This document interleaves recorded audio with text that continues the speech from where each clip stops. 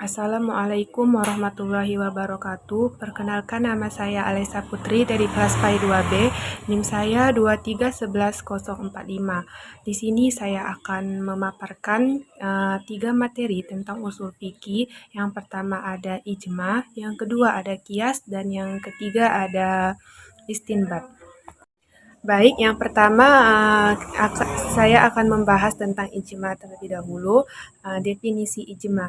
Ijma secara bahasa artinya sepakat, setuju atau sependapat. Sedangkan menurut istilah ialah kebulatan pendapat para ahli ijtihad umat Muhammad sesudah wafatnya pada suatu masa tentang suatu perkara atau hukum. Rukun ijma menurut ulama usul fiqh ada 4. Yang pertama, harus ada beberapa orang ijma dikala terjadinya peristiwa, karena merekalah yang akan menetapkan hukum peristiwa itu. Yang kedua, yang melakukan kesepakatan itu hendaklah seluruh mustahid yang ada dalam dunia Islam. Yang ketiga, kesepakatan itu harus dinyatakan secara tegas oleh setiap mustahid. Dan yang terakhir, kesepakatan itu hendaklah merupakan kesepakatan yang bulat dari seluruh mustahid. Yang selanjutnya ada dalil ijma. Jumhur ulama berpendapat bahwa kedudukan ijma menempati salah satu sumber atau dalil setelah Al-Quran dan Sunnah.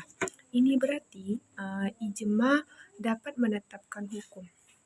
Jumhur juga mengemukakan untuk menguatkan ini, Jumhur mengemukakan salah satu ayat Al-Quran, yaitu surat An-Nisa ayat 59 yang berbunyi Bismillahirrahmanirrahim.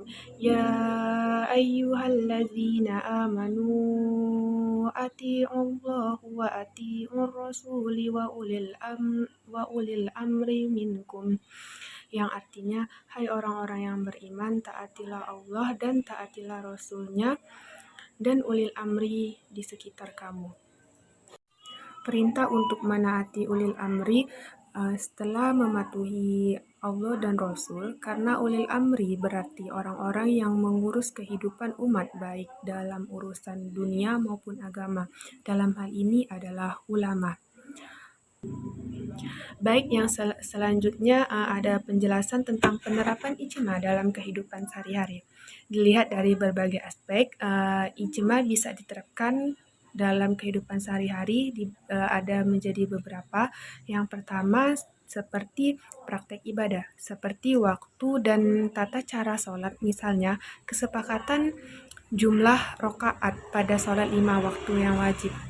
Contoh lainnya seperti dalam praktek ibadah ini seperti pembayaran zakat, menentukan nisab dan harta apa saja yang yang wajib dizakatkan. Baik, yang kedua ada hukum sosial dan muamalah. Sebagai contoh hukum pernikahan.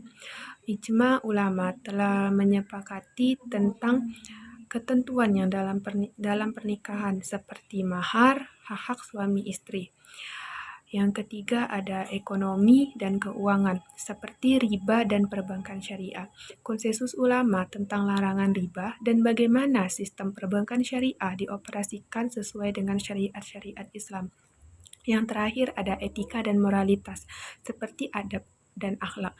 Contohnya dari adab dan akhlak ini seperti kejujuran, amanah, dan menjaga kehormatan orang lain.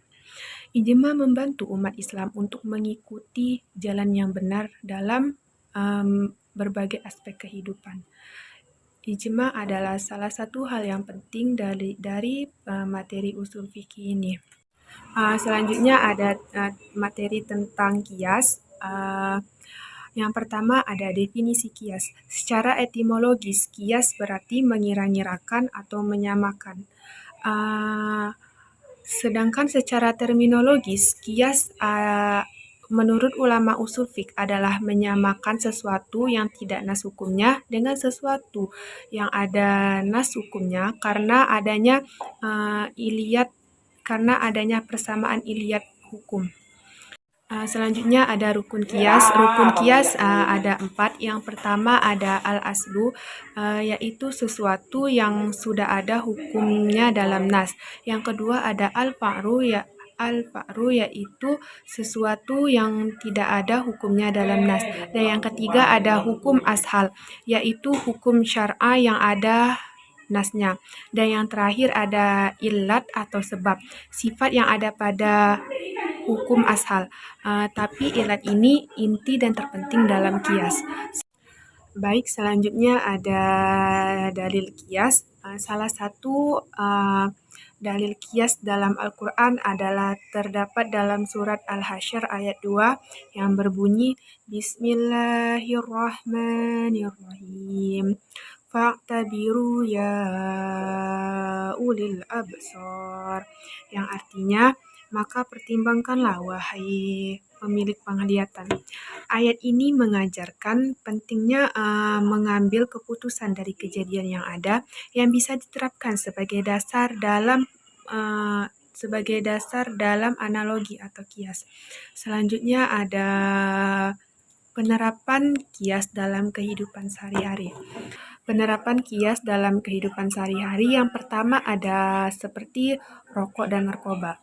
Memiliki efek merusak kesehatan dan dapat menyebabkan kecanduan seperti rokok dan narkoba. Oleh karena itu, di sini kias mengharamkan bagi rokok dan narkoba. Selanjutnya ada donor organ.